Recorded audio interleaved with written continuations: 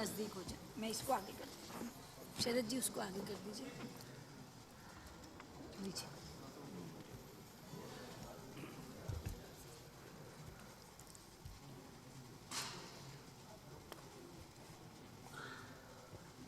If the monsoon session of Parliament had been dominated by the issue of inflation, this current session has been dominated by the issue of corruption. And a string of scandals had surfaced during the interlude, or some of them even earlier, as a result of which,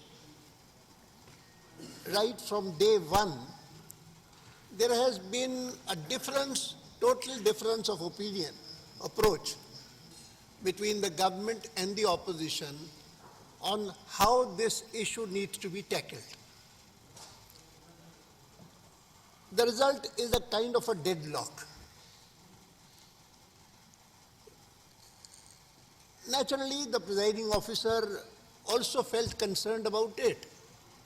And yesterday she convened a meeting of all opposition parties to decide how this deadlock can be removed.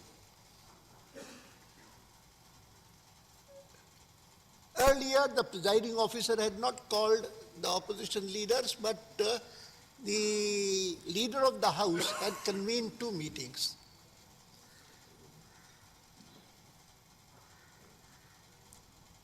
But no agreement could be arrived at, and so the stalemate continued. Yesterday also,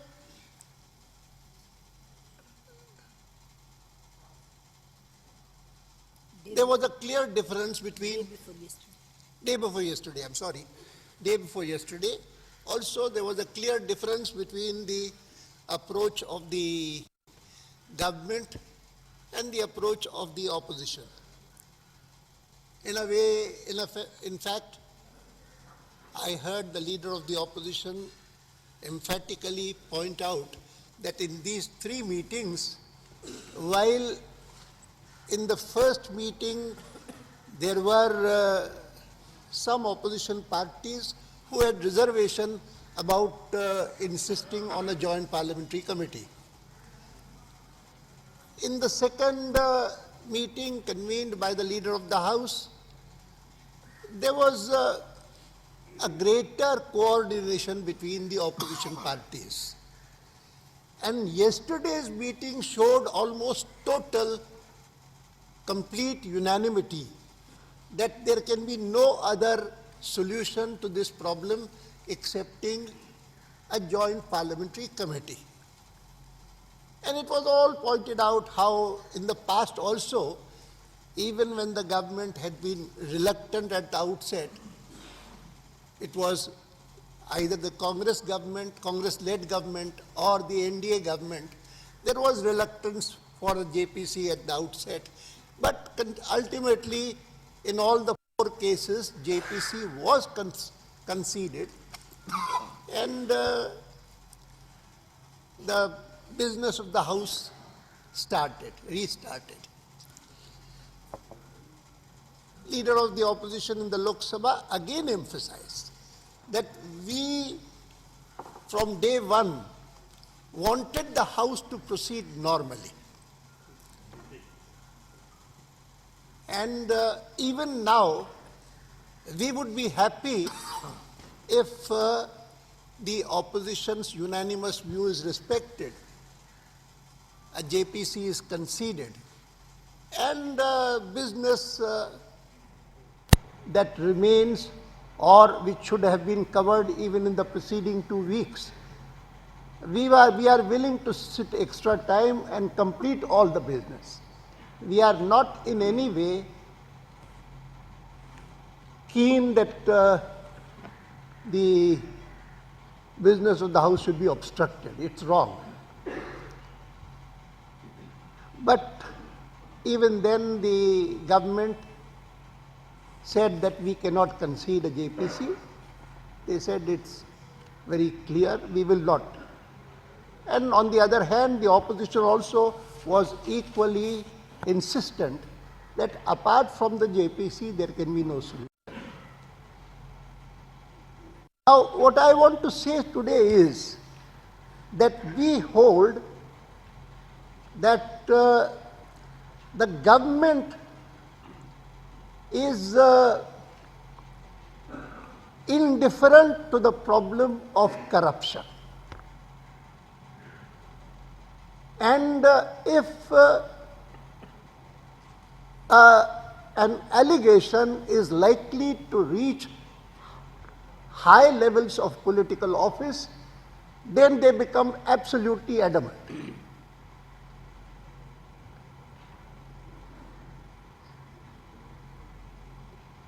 And this is something that the NDA feels has to be fought against, this attitude. Because this is not only corroding society, corrupting society, affecting governance as a whole, but it's a far greater malady than some bribery and corruption taking place at some point in government. And therefore, we have already decided that this is a battle that those interested in the welfare of society, in good governance, must fight not only within the precincts of the legislature, but even in the people. So even before yesterday, day before yesterday's meeting, the NDA had sat down and decided that not only the NDA but other parties who are willing to join in this crusade against corruption, let them be invited to join together in a series of public rallies and meetings we propose to hold around the country.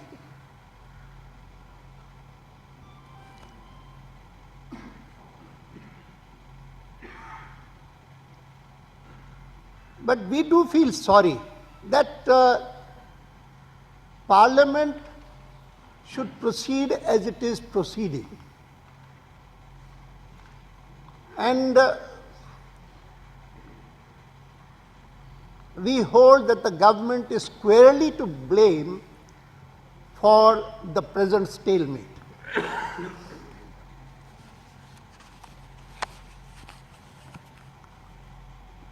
As I said in the beginning, that they are not keen to curb corruption, and therefore the institutions that are there to probe, investigate and bring to book the corrupt, institutions like the CBI, institutions like the CVC, they have been dealt with by the government in a manner to make it very obvious that they would like to utilize it for their own political ends, not sincerely to curb corruption or to investigate corruption. Now, CBI is an instrument that they have been using either to browbeat those whom they do not like, or make some elements in public life fall in line as the government wants. So it's an instrument that they use.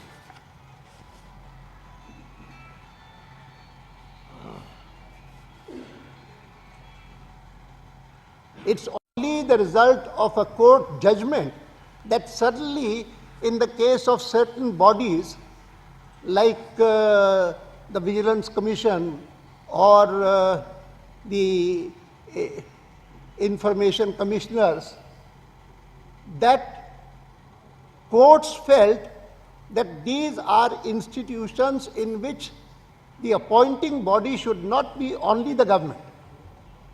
The opposition should be involved. And therefore it is that they insisted that in certain cases, the appointing authority should be not only the Prime Minister and the minister concerned, but even the leader of the opposition in the Lok Sabha.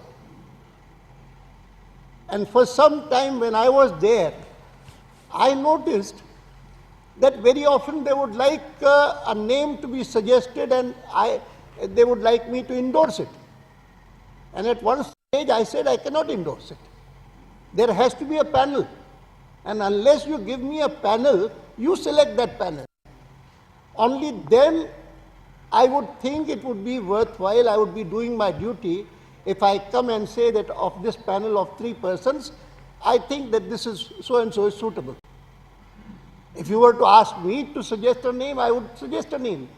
But I cannot insist on that, because the concept that was given by the judiciary in its pronouncements was that you must involve the opposition in the selection of the name. And in one case, the matter went on and it was postponed. I said, I cannot agree when you are giving me one name.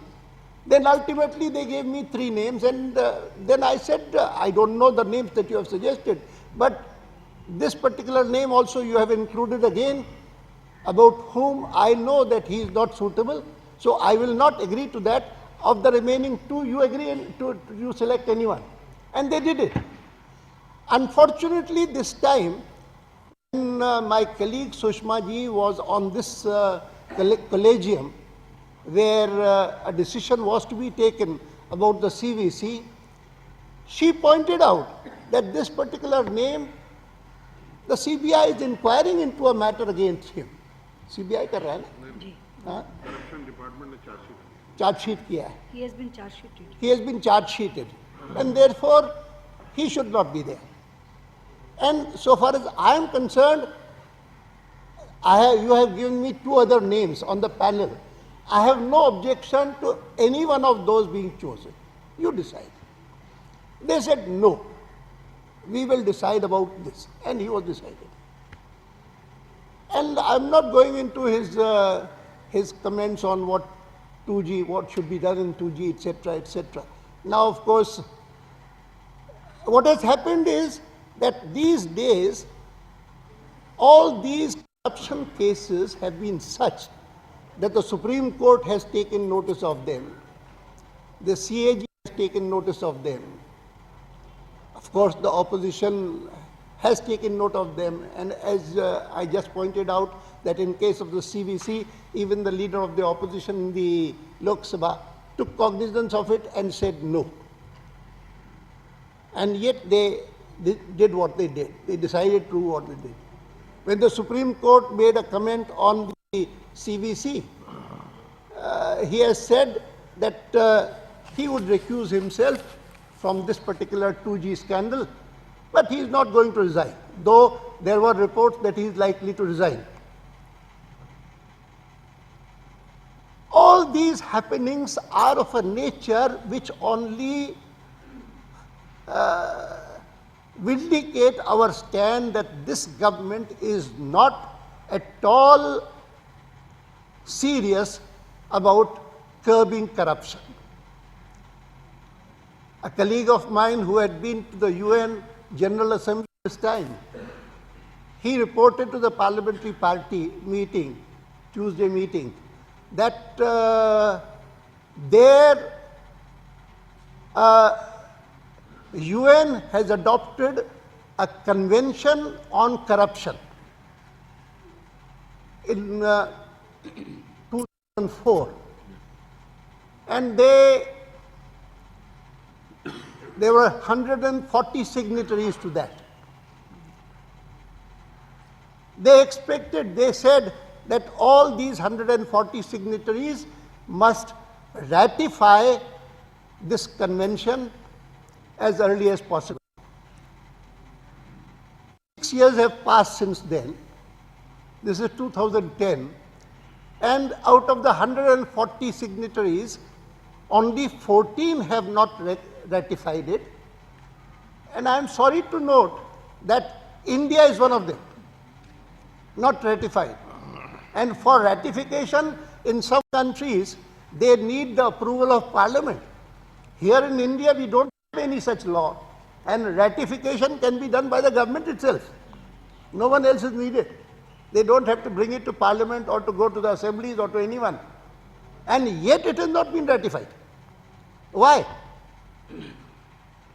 And my colleague Shanta Kumar, who went there, he not only gave me facts about this particular convention, but he also gave me a copy of the speech delivered by the Swiss representative there, Switzerland, which is one of the countries about whom we often talk when we talk about illicit assets abroad.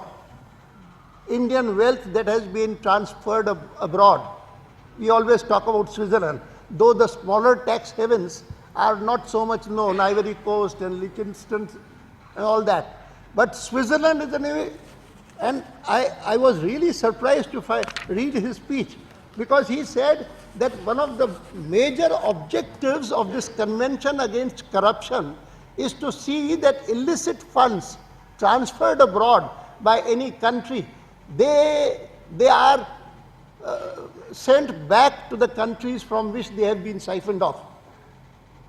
And he said, therefore, Switzerland has passed a special law in 2010 as to how funds that have been deposited in Switzerland, if they are illicit, if they are illegal, if they are from black money, unlawful activity, how they can be transferred back to the country concerned.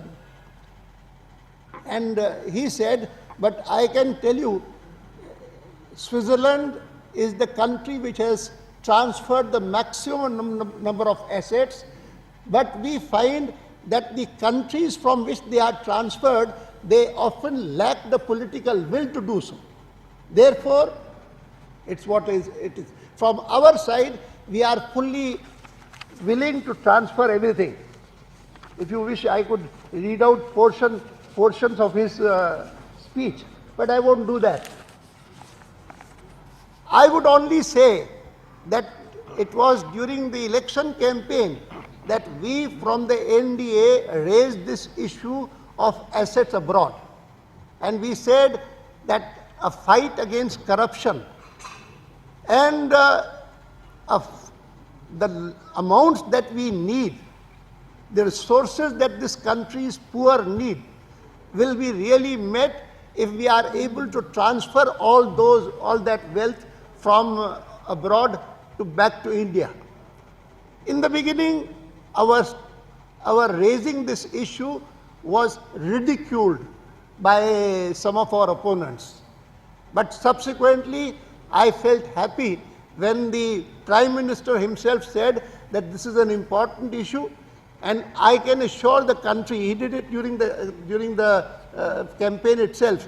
Within the first 100 days, one of the tasks that my new government would undertake would be recovery of all these assets. More than 500 days has passed since then, and perhaps many years would pass, but nothing has happened in that regard, and particularly because this is part of the UN Convention Against Corruption. Therefore, I have referred to it in the context of today's.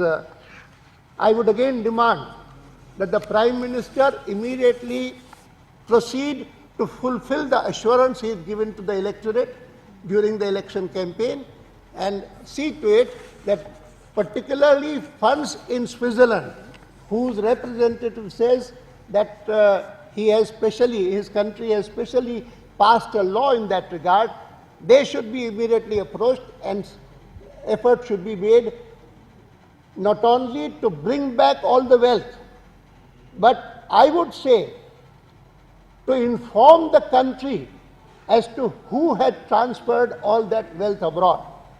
Because very often we feel that if there is an interest in protecting those people, there would be reluctance to bring back the wealth also, and reluctance even to share with the country. Now that this issue has come to this pass, therefore I thought it would be proper for me to read this also. So far as CVC is concerned, if it had been the question of the CAG, Comptroller and Auditor General, then because the Constitution, it's a constitutional post, and we also could have made a move in that regard.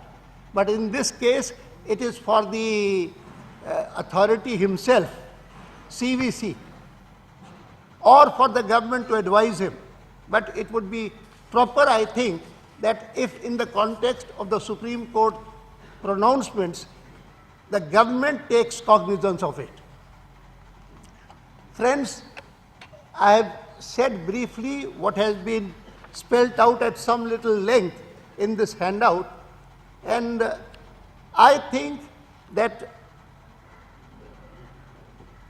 so far as the stalemate is concerned, once again I am of the view that this stalemate should end, but because the entire opposition has unanimously said that a proper investigation into these scandals can be done only if there is a joint parliamentary committee. In this context, I would also like to say that some alternatives were suggested by the government. As for example, the PSC doing it, and the PSC being given some investigative agency to assist it. I think that some developments have taken place, apart from the fact that even earlier, when the 4 JPCs were constituted, the PSC was there, but no one talked about a scandal being probed by a PSC. Not that it cannot probe, but ordinarily, tradition is, convention is, that the PSC looks at the CAG's report, para by para, and on that basis proceeds to examine it. It is not an investigating agency as such, and therefore it is that government suggested that the CBI may be attached to it. Its powers may be enhanced. Do what you want. But I would say that the PSC has its role which it would perform. If it wants to go into the question of spectrum also, let it do so. I am not saying that. But I am sure that the PSC will not be able to examine the numerous tapes that have surfaced. Those tapes show that we have business houses having lobbyists who try to determine who should be a minister in this government, who should be holding a particular portfolio. Now, these are matters which have made this particular 2G scam particularly a multi-dimensional scam. It undermines democracy itself. When you have business houses trying to decide the composition of governments, the portfolio that ministers must hold, that is not the function of the Public Accounts Committee. Public Accounts Committee, within its limits, let it do what it wants. And if there is some overlapping, that also doesn't matter. But basically, the scam that has surfaced now, the scams that have surfaced now are of a nature which must be probed thoroughly, and all those who are guilty brought to book. We think nothing short of a joint parliamentary committee can do justice to this task. Thank you, friends. Mr. Advani, sir, if CVC is recusing himself from the telecom scam. CVC has so many jobs to do.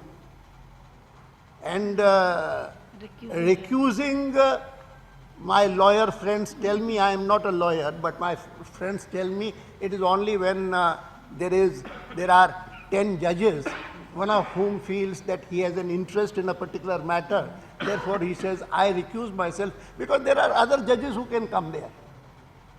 I do not see how a CVC can recuse himself. Do you see this standoff spilling over to the budget session? It all depends on how the government deals with it. Yesterday, almost everyone, not only demanded JPC, but everyone also said that government has not been able to convince anyone in the opposition why a JPC is not possible. No one is convinced. You have other alternatives. You are suggesting PAC and all that. I have today pointed out why PAC, after the surfacing of these tapes, is not a body at all. But even when these tapes were not there, even then no one suggested PAC, when the JPC was demanded and conceded. Mr. Advani, Mr. Murli Manohar Joshi has said that the PAC is far more competent and more unbiased than the JPC. तो सारी parliament अभी He has said that. I didn't misquote it. He has said. I have just heard from my colleagues that Murli Manohar Joshi has said that so far as the press reports are concerned, he has been misquoted. But even otherwise, what I said was that the PAC should not be in a way underrated. PAC is a very important body of parliament. And often it happens that some other body is investigating or inquiring into a matter, and the PAC is also doing it. So if there is JPC, so if there is some overlapping between the PAC and the JPC, we have no problem. There is no problem. Sir ये जो 3 बैठकें हुई सरकार के नुमाइंदों के साथ, उसमें सरकार ने तो बार-बार कह ही दिया कि वो जेपीसी के लिए बिल्कुल तैयार नहीं है, इट इज अनएक्सेप्टेबल। तो अब आपकी भावी रणनीति क्या रहेगी, कैसे आप लोग इस संघर्ष को आगे चलाएंगे? सरकार कहती रहती फिर मान भी जाती। नहीं, सरकार, मैंने कहा ना कि हम भी जब थे सरकार में तो शुरू में हम भी ला कहते थे, बाद में हम मानते थे जब लगता था कि भाई इसमें कोई हाँ इसलिए मान सकते हैं ना। फर्क ये हुआ कि विलंब से सही मान लो, इसमें क्या दिक्कत, अभी भी मान लो। वो कहते हैं कि हम अपील करते हैं, तो मैं आज आपके मध्य में, आप सबके बीच में एक बार पूरे विपक्ष की ओर से, यद्यपि पूरा विपक्ष यहाँ नहीं है, यहाँ पर तो एनडीए है, पूरे विपक्ष की ओर से सरकार से अनुरोध करता हूं कि संसद की कार्यवाही कम से कम जो बाकी दिन बचे हैं 13 तारीख तक, वह ठीक प्रकार से चले। इस दृष्टि से जॉइंट पार्लियामेंट्री कमेटी कंसीड करे, उसके टर्म्स ऑफ रेफरेंस क्या हो हम डिस्कस कर सकते हैं, बात कर सकते हैं। Because we have experienced that very often if you have a debate on a particular issue on which we are very strong about, we feel very, very strongly, then it is talked out. We do not want this matter, particularly of serious scandals, serious scams which undermine the whole political setup, undermine democracy, to be talked out. We don't want that.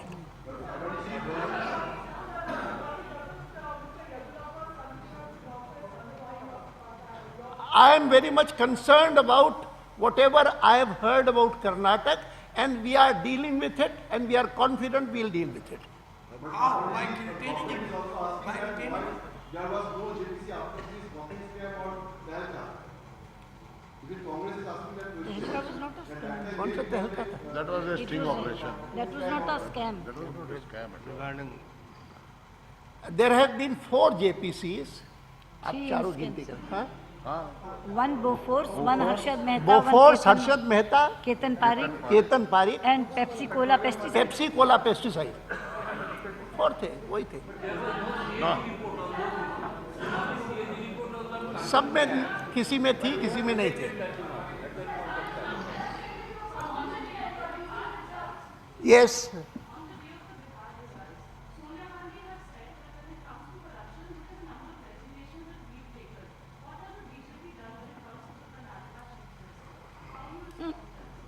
You have already answered. Already answered.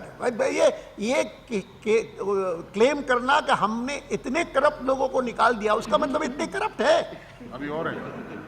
हमारे पास नहीं होंगे इतने corrupt तो क्या करें हम? कितने निकाले? हम कहाँ से लाए निकालने? मुझे करप्ट उन्होंने कहा एक दिन, किसी दिन, तो मैंने कहा मैं तो पार्लियामेंट में फिर से नहीं आऊंगा। मैंने तो ये किया। हाँ, कि we are dealing with it. आपने कहा। yes, yes, I am dealing with it. We are dealing with it, and I am sure that, and there is no comparison. क्या तुलना है? But Mr. Advani, I'm sure he says the two most corrupt governments are Karnataka and Jharkhand. How do you respond to that? To Arun You Shourie? don't subscribe to that view. Better you ask. You don't subscribe. We don't agree.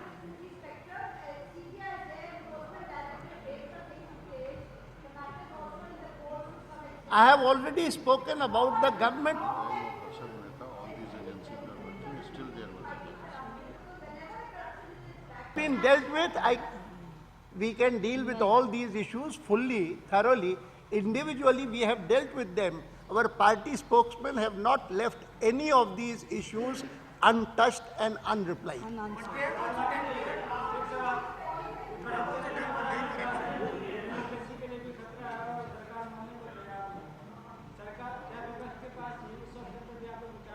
उन्होंने तो appeal की है। अभी नहीं, अभी हम उस दिन कल वहाँ पर ये बात आई ये बात आई थी, परसों उनके मीटिंग में भी, स्पीकर की। स्पीकर की मीटिंग में, और हमारे सुषमा जी ने उनको कहा कि ये क्या आप इनवाइट कर रहे हो और प्रोवोक कर रहे हो हमको कि हम नो कॉन्फिडेंस मोशन लाएं, क्योंकि बहुत सारे लोग हैं कि जो कहेंगे कि अभी तो साल भर हुआ है इलेक्शन का, फिर से इलेक्शन में फेंक रहे हो हमको। आखिर तो it's a very very concrete case that every MP would like to serve the country for 5 years and not to go into election every 1 year. Though my own proposal has been consistently, I have spoken to the Prime Minister also and to the leader of my house also, that why can't we have a fixed term legislature in Europe, as in European countries? Similarly here, not like UK. ये अलग बात है, लेकिन कुल मिला करके मैं आपको बताता हूँ कि भ्रष्टाचार एक बहुत भयंकर व्याधि है। मुझे if I were to quote that UN Secretary General, he said, Kofi Annan, corruption poses a serious threat to economic growth. No, this is the Swiss man. Kofi Annan का अलग था। Anyway, but basically, I feel that the stage at which we have arrived, a real crusade against corruption at the people's level is needed, and political parties should prepare to do that. Those who want to fight against corruption and eliminate corruption.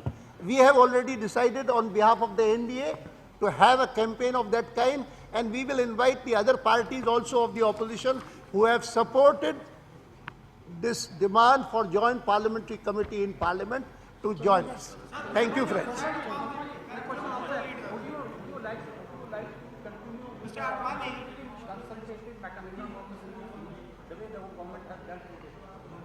Yes, we will continue. उसके बाद भी CIC में हुआ. That is part of the system. Government will learn from this. चलो हो गया भाई।